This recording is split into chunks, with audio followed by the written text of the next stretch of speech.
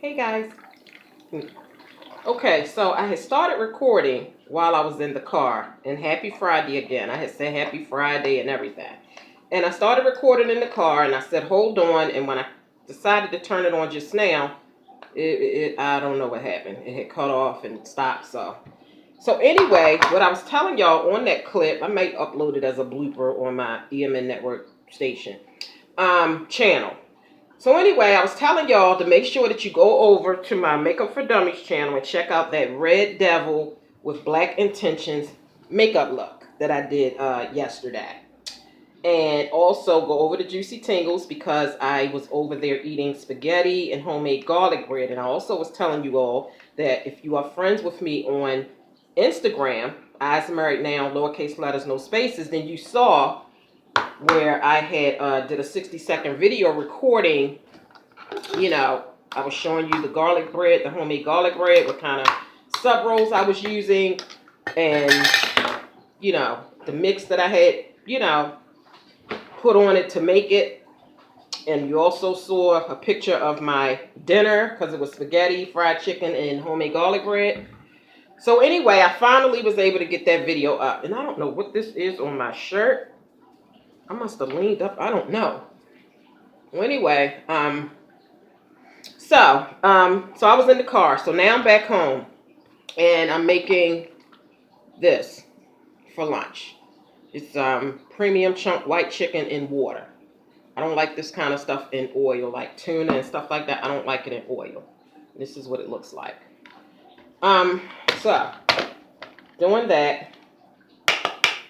And the only thing that I'm going to add to this, of course, mayonnaise, pepper, and I'm going to cut up, you know, these onions into little small pieces.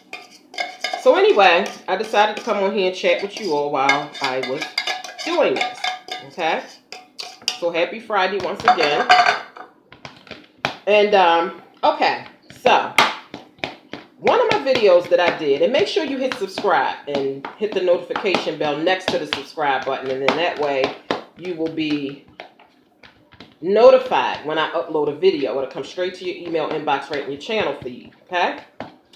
Well, anyway, the other day I was talking about the fact that I had collected some rainwater, and someone had commented and said that you will be fined, or you can be fined for collecting rainwater.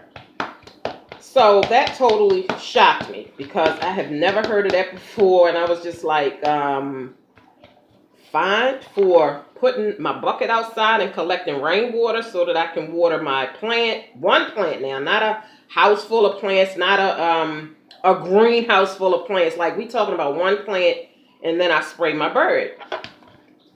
So, you know, I was just like very shocked about that. So it had to be Googled.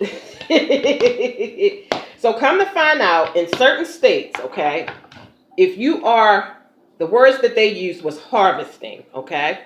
So harvesting rainwater as opposed to just collecting a little bucket is far different, okay?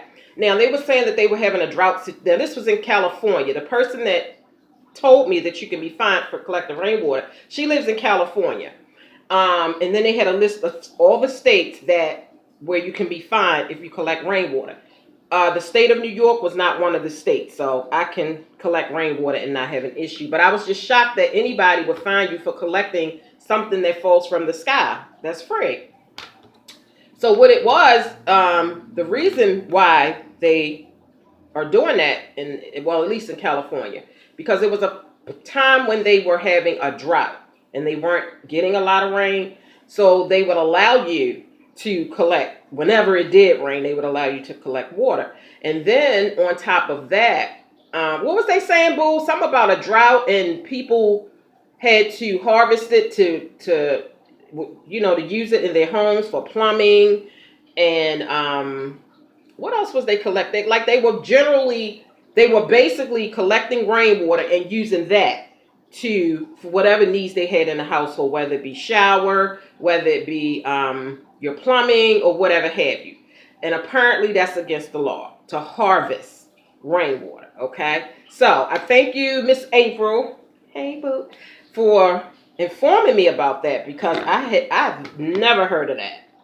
But it was just some good information. So I thought I'd share that with y'all and see, have y'all ever heard of that? But it do exist in certain states. You cannot harvest rainwater. I guess you have to utilize the water that comes through the faucet and pay your bill. So anyway, I just thought I'd tell y'all that because I was right shocked about that. Okay, so let me go ahead and get this mayonnaise in here. Yeah, so that looked like I was so pleased with that makeup look. Okay, and I predominantly got done the whole entire look. I had put my liner on. My lips was the last time. Liner on, put the lipstick on. So you got a chance to see the full look, but it cut off. After I had put the liner and the lipstick on, it cut off, and I wasn't done. It was just like a few little tidbit things that I was going to do. So I made another video, and the little tidbit things that I needed to finish would have only probably taken 60 seconds or maybe 2 minutes. And I didn't want to make a 2-minute video as a part 2. So I made a part 2 video, and I did those few little snippet things that I was going to do to finish up the look, but the look was predominantly done. So I did that, and then I just shared with you all, like what color polishes I used, because I ended up using 2 different red polishes. I used a black for the ring finger. I put my rings on because I didn't do my makeup with all the rings on. And I just kind of made the video a little bit longer than just like 1 or 2 minutes. So it ended up being a 10-minute part 2. So when you go see part 1 and you see where it cut off, the look is finished. So you didn't miss anything, but it was just a couple little extra things. So I'll be putting that part 2 video up either tonight or tomorrow, so that you all could just, finish it off. But anyway,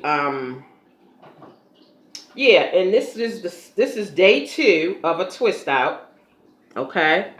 Day 2. Oh, I don't want to start picking in my head because I'm doing this. But this is day 2. I have a towel here, and this I wet the end of it, so I'll just wipe because I touched it just briefly. But yeah, this is day 2 of my 2-strand twist out.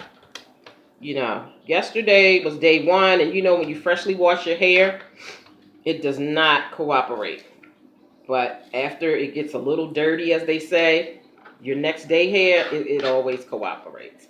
I didn't really pluck it out to make it really big like I could have today, but it was much easier to deal with today as opposed to yesterday. Before I came and did the video, I was trying to get my hair together, and it was just a lot going on. So anyway, like I said, that first little clip, yeah, I don't know why it cut off.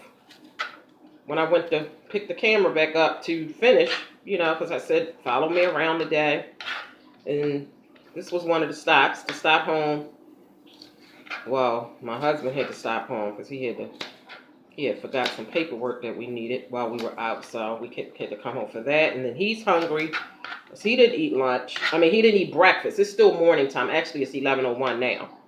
But we left out at like 9 something. So I ate breakfast. I had a bowl of grits and 4 crackers with peanut butter on it.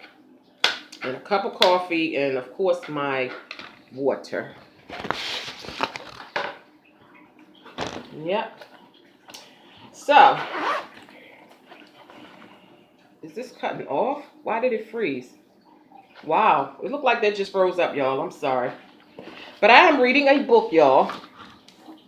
When I did my Sleepy Time ASMR gum chewing video like a week ago, if you're not subscribed to that channel, I will link it below, and I'll link the video below. It was a whispering in the very beginning just to say hi and tell you all what I was doing. But the whole video was just me chewing gum, popping, crackling, smacking gum.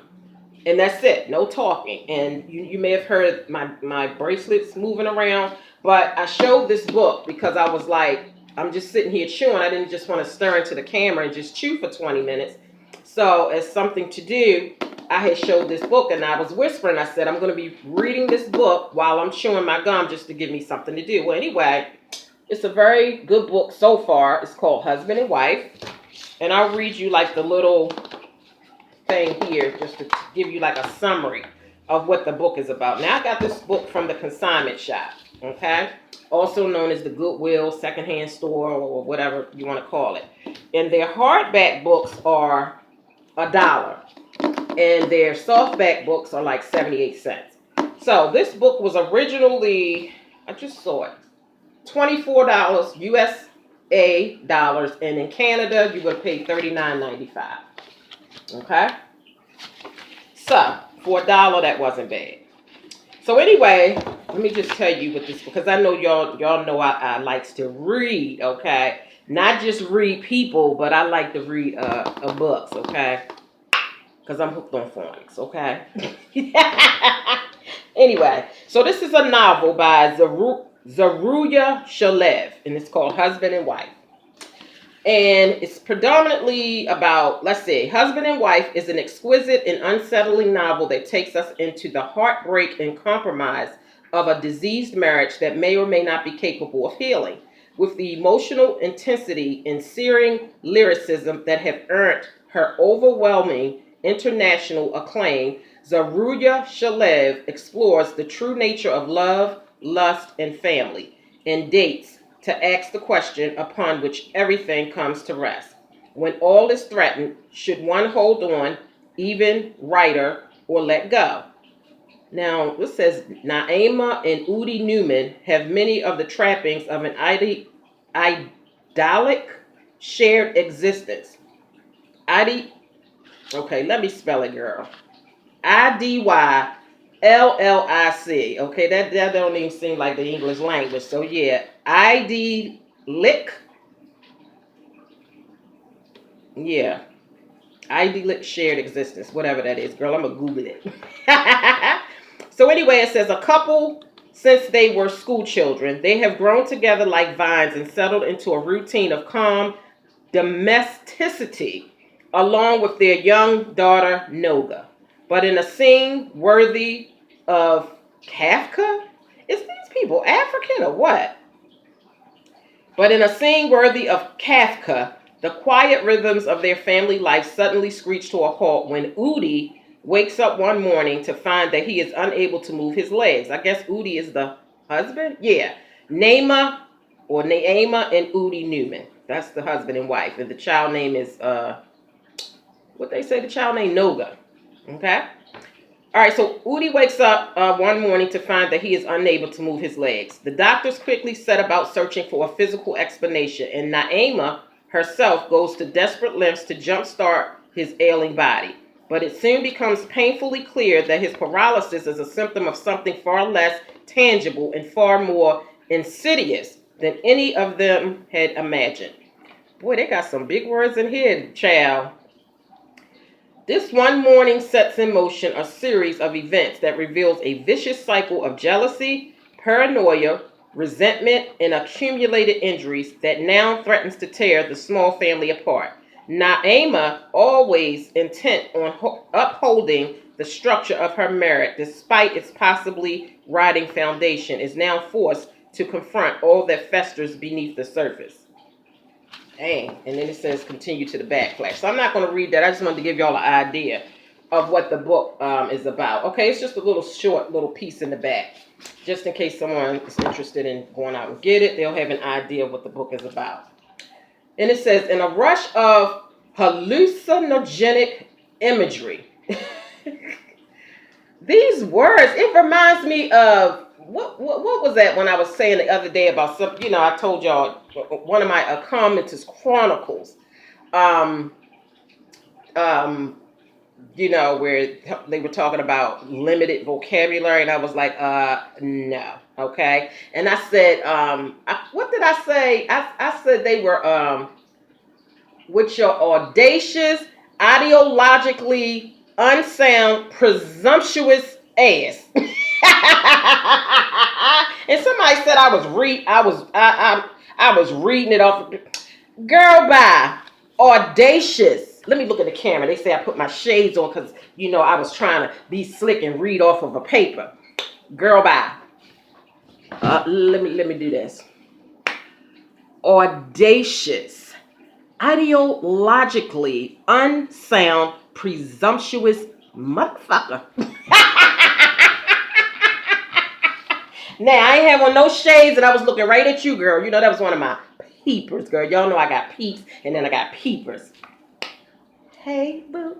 All right, so anyway, yeah, these words is off the hook. Okay, so it says, in a rush of hallucinogenic imagery, Shalev, which is the husband, brilliantly captures the vulnerability and deceptive comforts of lives intertwined, as well as the near impossibility of setting out to disentangle them without any casualties.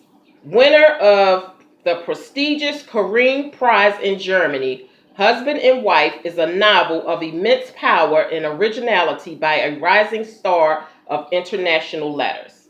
Okay? So that's what this book is about. Okay? So girl, get you some. With your audacious, ideologically unsound, presumptuous motherfucker.